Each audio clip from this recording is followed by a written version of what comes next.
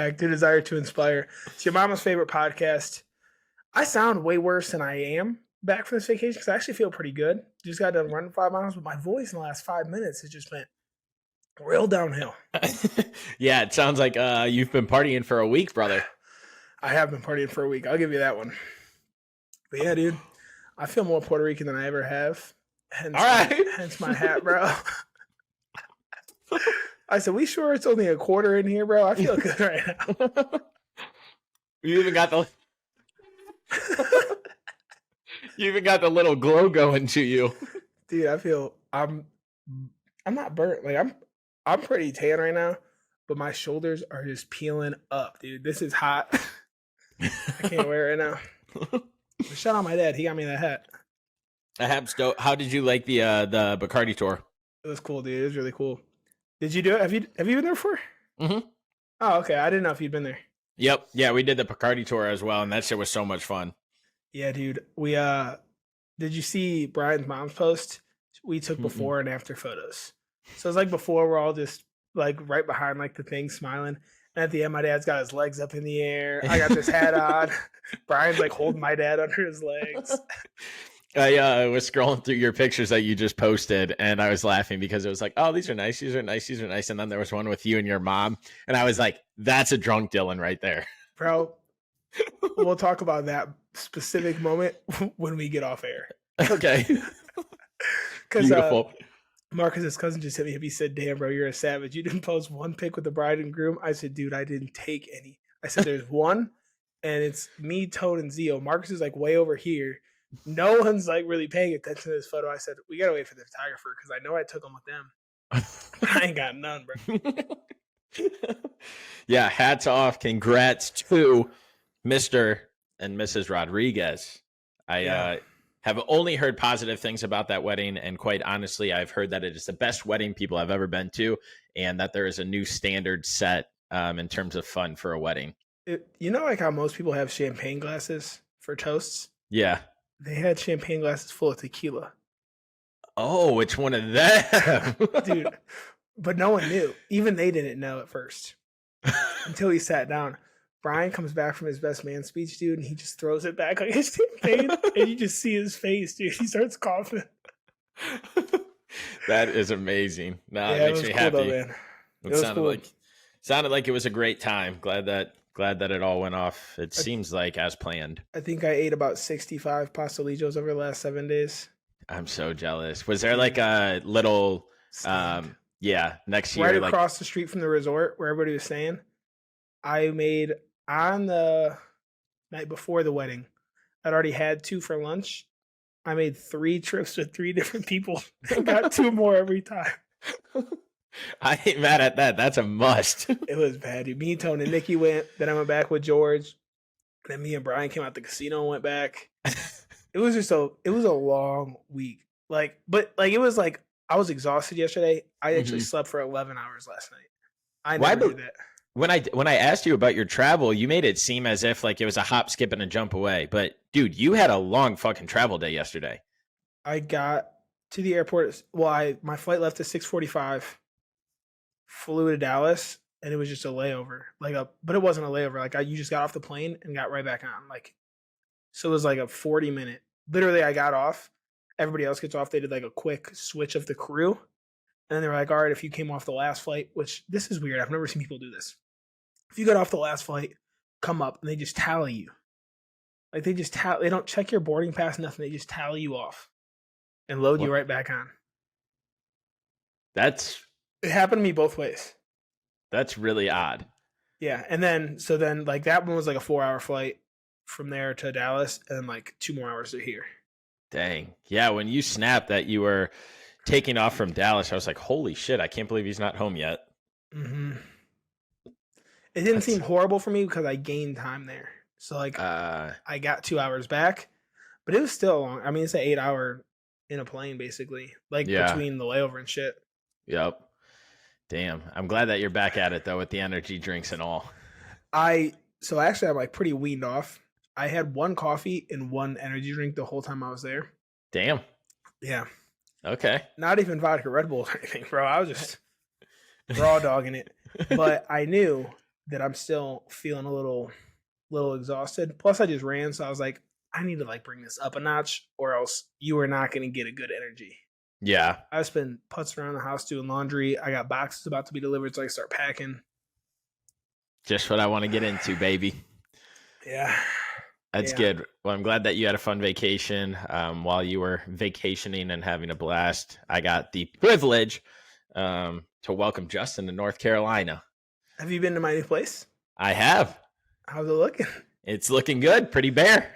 You know Justin, bro. He's been so negative about it. He's like, dude, I'm worried about your room. It's not the biggest. I'm like, dude, I don't give a fuck. They're good sized rooms. I was I'm telling like- him that. I was like, brother, you're making it seem like this is a puny box, but going from a 4-bedroom home to an apartment. Yeah. Even mine, like my place now. Oh, you've been here. Like I have like really big bedrooms in my apartment now. So Yeah, I'm, they're not that I'm already big. expecting them to be smaller. Like I'm like, they're gonna down. I don't care though. Like, Yeah. it is what it is. Yeah, it's a good size apartment. I mean, it's literally identical to Tone and Nikki's, minus some heights of things. But the view that you guys have, it's nothing spectacular, but it's really cool that you guys get to overlook everything in the unit since you're on the top floor. But I'm excited. It is not far away until you will be here. 2 weeks. 2 weeks. 2 weeks. And really, dude, like it's about to fly by for me because I have 8 days now until everyone shows up, which means I have 8 days to pack. Because after they leave, I leave like 4 days after. And really, Matt comes 3 days after that. So Yeah. he texted me that day. He's like, yeah, dude, I just got my PTO approved. I'm like, you can buy a ticket? Your PTO wasn't approved? He told me that too, and I was like, where are you going? He goes to Dylan, and I was like, oh, I thought you would have already had that handled by now. Yeah. I was like, what would you have done if it didn't get approved? What would I have done? Actually, I would have been fine. I would have just went back to my first plan. But even still. You guys get after it this weekend? No, the boys went out Friday, but we didn't like get after it. It probably helps that 2 of the main pushers of getting after it were in Puerto Rico getting after it. That is a fact. We definitely enjoyed some celebratory beverages for Justin being here. And then Saturday we had a fun day at the pool. And I think the sun got to all of us, man. I mean, by the end of the day, I had to leave the restaurant early because I just felt like sick. I was overheating. I was like, I just think I've gotten too much sun today. Like I need to go home. So I went home and turned the AC all the way down, changed into shorts and t-shirt and started instantly feeling better. But sitting out at that pool all day, the sun definitely, Justin was saying it. He was like, the sun hits different than Ohio, and it really does. That shit is warm. Yeah, I mean, I would expect it to hit a little different than Ohio sun. Yep. So now this weekend, we're, as in me and Lo, are going to Michigan for the 4th of July, celebrate that. And then we'll be here the following weekend, which is when you'll be here. Weekend? Yeah. Whoa.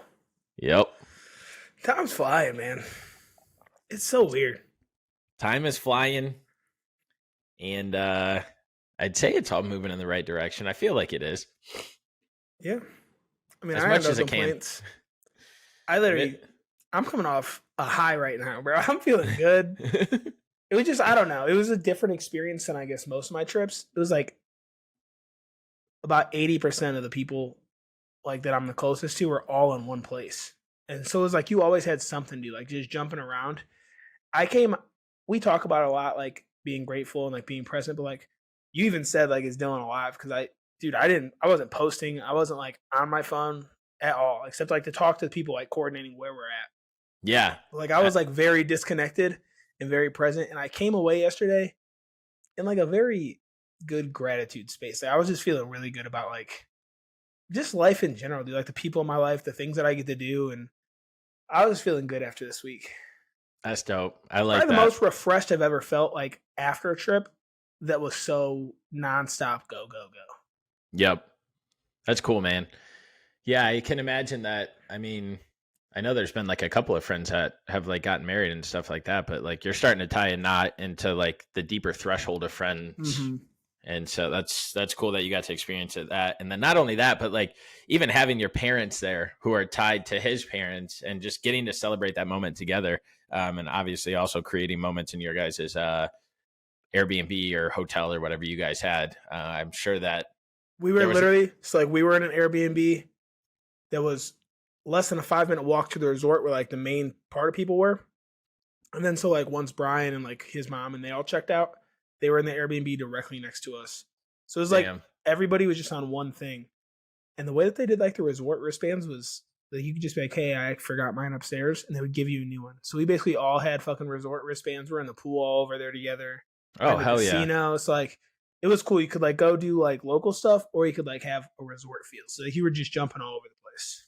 Nice. How are you going to take that gratitude that you're feeling away from this trip and make sure that you kind of keep it highlighted throughout the next weeks and months? I don't know, bro. I don't know. Like, it's hard when you're not with them. Like, we were together for fucking a whole week straight. So I think it'll be an easy transition for the next, I don't know, month or two. Because next week, the guys come out here, which they're already fucking hyping up. I was going to say, I'm the jealous week after of that. I move. So, like, it's just another thing. Then, like, 2 more weeks after that, I'm going to go home. I'll get to see my brother for the first time since March. So I think, like, the next couple months will be easy. But I think it's honestly going to be in North Carolina. I've said it before. I'm just so much closer to home. Yeah. So, like, just I'll be able to go visit, or they'll be able to come visit. And I feel like we'll just be a lot more interconnected. I feel like being in Denver, more so the last couple months, like since I'm out here alone and Domi's not here, was kind of isolating. Like, you're just by yourself. Mm-hmm. So I think like getting, and obviously I have friends out here and stuff, but it's not years and years of friendship. Like, it's just a very different vibe with our group of people.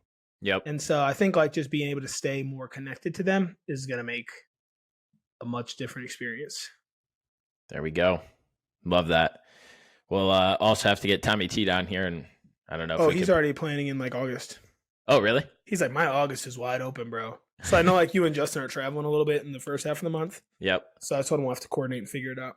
Yeah, definitely. Maybe he can come down for my birthday weekend, play some golf, watch some UFC fights, hang out. Mm-hmm. Hell yeah, brother. Did you keep any of your habits in place, or did you let everything fly and you disconnected from those as well? Disconnect. I mean, so I went for a run the first day. Like, first day I got there after the flight, I was like, it'd probably be good to like stretch your legs out. But other than that, I mean, my habits are really only going to the gym. Like right now, like with it, I think you're more than that. I mean, yeah, I'm sure like if I dove into it, but like that's like my main one that like doesn't go away, because other ones are content. We had already had everything ready to go, which like had allowed me to disconnect. Yeah. And so I was like, fuck it. I was like, I was just like, just be present, just hang out, do whatever. So this is probably the longest I've took off from like working out in a long time. It's technically like 5 days of like nothing. I did like some push-ups and sit-ups just to do a little something, get a pump before the pool.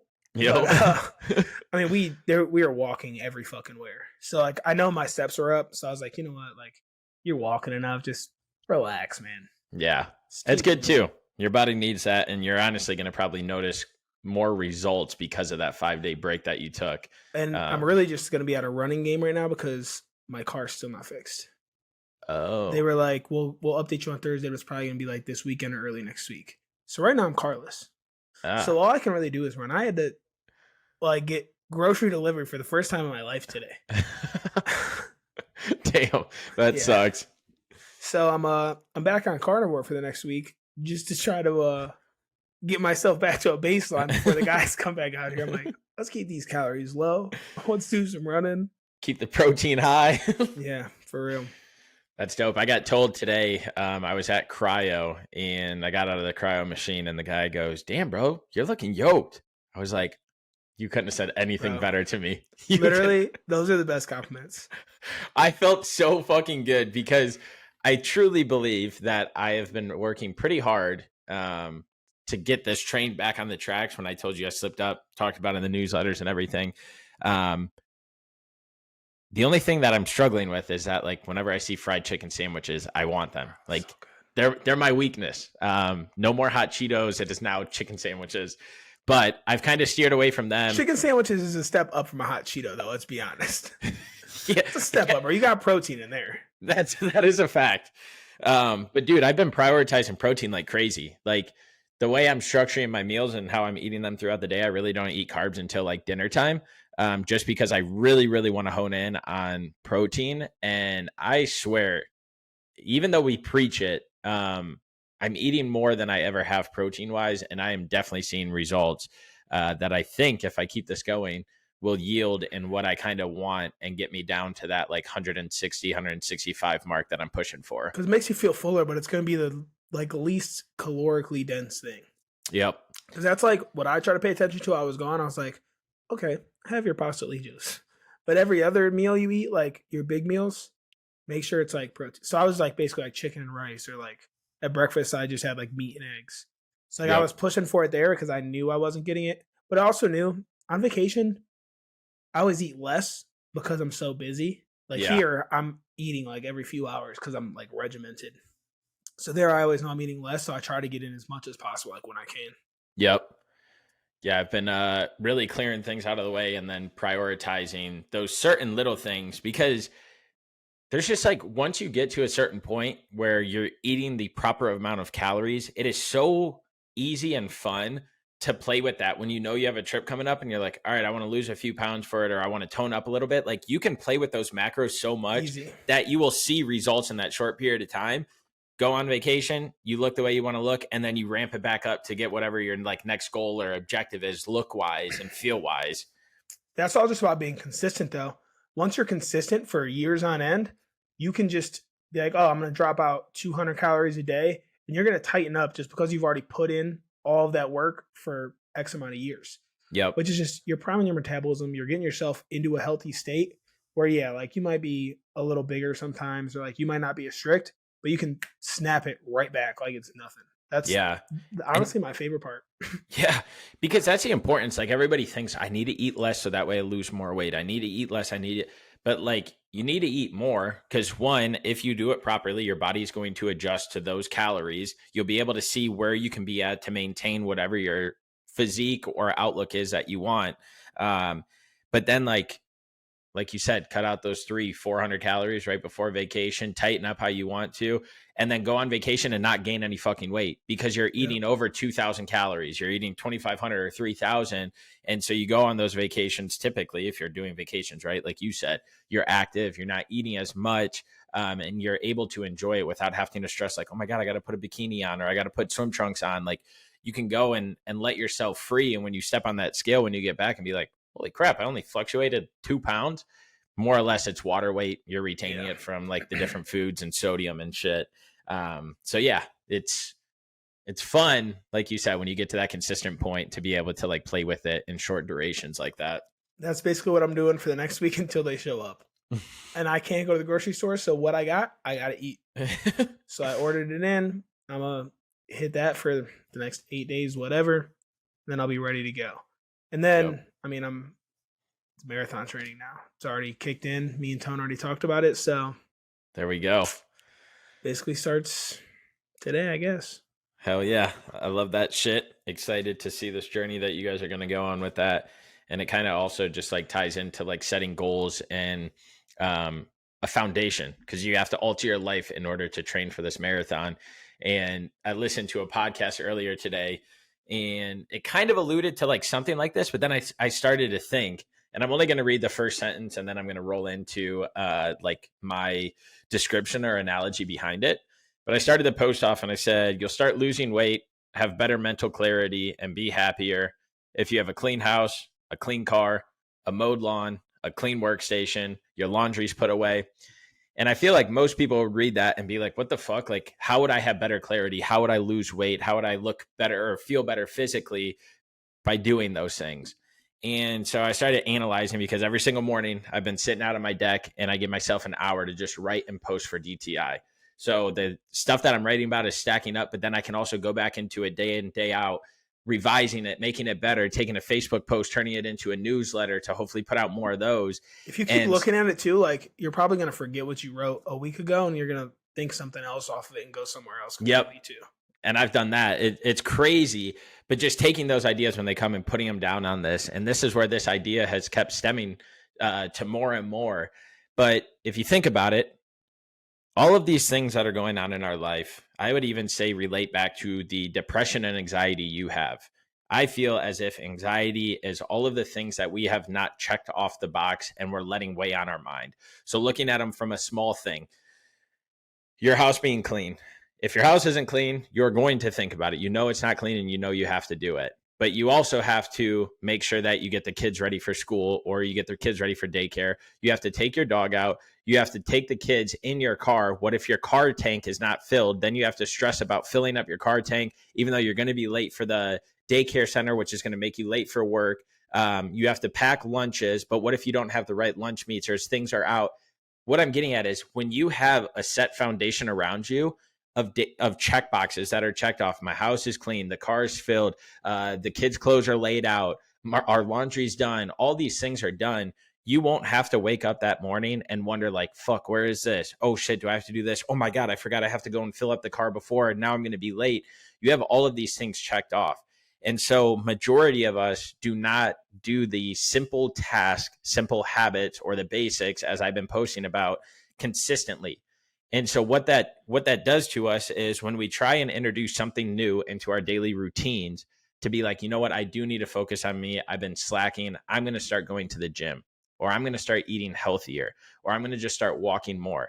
That when you start doing those activities and you get to that gym for the first time, you're on that treadmill, that elliptical, or you're on a bench press, and all you're thinking is like, I have to do this. I have to do this. Oh my God, I have to clean the house. Oh my God, I have to mow the yard. Oh my God, oh my God, oh my God. And all those things are weighing on your mind, that it's pulling you out of that moment because you're stressing about all of that to the point where you don't get a good workout in. You leave early because you're like, all right, if I leave now, I can get these things done. And then you get home to more things that are needed done, more things on the to-do list. Or if something pops up randomly, you now have to add that. And so when you look at the concept of how do I better myself, first look at your surroundings of what's going on and where you've gotten yourself and say, what can I do that I'm not going to stress about or think about? So that way, when I do try to introduce new habits, new patterns into my lifestyle, I'm actually able to achieve those not only for a few days, but the next weeks, months, and years ahead. So that way I can continue to be healthier as I get older. That way I can be there when my kids grow up for their grandkids. That way I can be there for my job when I go into work. That way I can be there for my husband when I get home. That way I can be there for my kids when I'm off work. And using that mindset to just prevail and push through life instead of keeping everything and saying, oh, I procrastinate, I wait. Now you have a solution that will allow you to step into this new realm or this new lifestyle that you want and that you've been pushing out for so long. Yeah, I mean, I think it essentially just comes down to if you take care of your environment, you're going to take care of yourself. Like if you don't, and I mean, it works the reverse way too. Like if you don't take care of your body, you're not going to take care of your car. You're not going to take care of your house. Like it can stem out all over the place. But you hear all the time with, oh, if you have a clean desk, you're going to be more productive. But nobody ever talks about it on a deeper level than that. It's just all about work. And which probably comes back to society just puts this emphasis on work over self-prioritization. But I think we're moving in the right direction with that. I do think that more people are starting to take that initiative just to be there for their own mental health, like take time for themselves. Like mental health days are becoming a thing. So I think we're moving in the right direction, but I do think you're onto something there. Like if you take care of everything else, you're going to take care of yourself as a result of it. You're going to have less to worry about. Yep. In all areas of life. I mean, you could tie this again to a career. You could tie this to your household, because it even boils down to if you're putting so much stress and time in at work, and when you get off of work and you don't actually go home to your family and sit around the table and have dinner with them or ask your kids how their day's going, and instead you're on your phone trying to close that deal or trying to fix this problem, then there's problems at home as well. So now when you're at home, you're thinking about work. When you're at work, you're thinking about home. When you're at the gym, you're thinking about both of those. And that pyramid just starts to build itself really, really, really fast. And some of the people that we serve in our community, the inspired, and some of the people that I talk to hoping they'll get enough courage or hoping that they'll join the community, I notice this pattern. And it's like there's so many outside factors, but they're not putting in the effort to be able to check that box off. They're doing the bare minimum in order to try and see results, but all it's doing is prolonging the situation so they don't see the results until further. And so just constantly, day in and day out, just working on these things, not altering your life all at once, but figuring out those niche areas that you can start attempting to. And then once that gets comfortable, you work a little further and a little further, just like we do with habits every single day, like we preach with habits every single day. And what we've found to be successful in a journey that is long as hell. Hopefully we are all here for 60 plus years, 90 plus years, however old people are. But hopefully we are here to see life through. And it doesn't end before we can do those things that we want. I'm But still it's trying to be here for 90 plus years, bro. Hey, I fuck with that, bro. I more power to you. I think by 2050 there will be some sort of magical pill that we can take that will start like reversing our age. But I don't think it's we gonna can be only a pill. I think it's gonna be like injected into our fucking heads. it could be that, and then we won't have any control over ourselves. We're How just much living in control do we have now? not much. That could be a much deeper conversation. Let's not even get into that. No, this podcast would get blocked. But yeah, I don't know. It's just something that I think we can expand on here at DTI to use that to relate to people, because those are all things that individuals are aware of. And so it's easier to talk about those and be like, just imagine if you like started checking these things off, how much time you would have or how much ability you would have to go do something else and not think about those things, and relate it that way instead of convincing them that the gym is the sacred place where all magic happens, or to convince them that inside of their journal is the sacred place where everything happens. Rather, getting control of the actual physical part of life to then be able to branch out even more, because they won't be wasting so much time, energy, and attention on all of those things that just keep getting longer and longer on the laundry list. Yeah, because at the end of the day, there is no magical place where it all happens. Like, it's a combination of a bunch of shit that's going to be very different for each individual. So you got to figure that out for yourself anyway. But getting your house in order, not, I mean, literally your house, but you know what I mean, is where it's going to happen. Yep. It's the little actions, little habits, little mindset that compounds daily. Just like all the bad habits we have, those have compounded over the days, months, and years. And that's why we're in the situations we are now. But it's not hard to reverse those when you look at it strategically, instead of looking at it as a whole picture. Break that picture down. Like we always say, paint the picture of what you want, break that down and start painting different pieces all at once, but little things. Take little strokes instead of big ones. And focus on the day to day. Like, don't worry about, oh, one of my ring. This is great. This is beautiful. Oh, I'm back. You're back. That was weird, bro. That was very. I don't know what just went on with like my whole electric grid here, but not good. But anyway, focus on the day to day. Like, don't look at it as like I need to accomplish this in a month or 3 months. Like, focus on what can you do today to win today, and then translate that again to tomorrow. Just focus on it as a day to day thing, and then when those weeks and those months do come, you are going to be leagues ahead of me. Like, how the fuck did this even happen? Mm-hmm. And those habits are already going to be built. Yep. Start small, dream big, achieve, and don't fucking stop. Hard days, as we always say, make the bad days make the good days better, and you got to push through both of them. So, as we alluded to, have the passion and drive around the lifestyle that you want, and then figure out how you can tailor it to the day-to-day actions to be able to achieve said life goal. But most importantly, have the desire to inspire, so that way you are always striving for something better. And not only that, you are taking your passions, your beliefs, your enthusiasm, charisma, and passing that along to somebody else. Tell your story, preach your story, give your advice, even if it's not the right advice for that person, because it'll help them think to collaborate and bring together their narrative. But be vocal. The people need to hear you. Your friends need to hear you. Your family need to hear you, because we all have something great to say. We all do things differently. And so taking that, analyzing it for your own lifestyle to be able to collectively live this dream life that you, your spouse, your kids all want to live. So until then, kiss your mom on the forehead. We love you. It's all. Peace.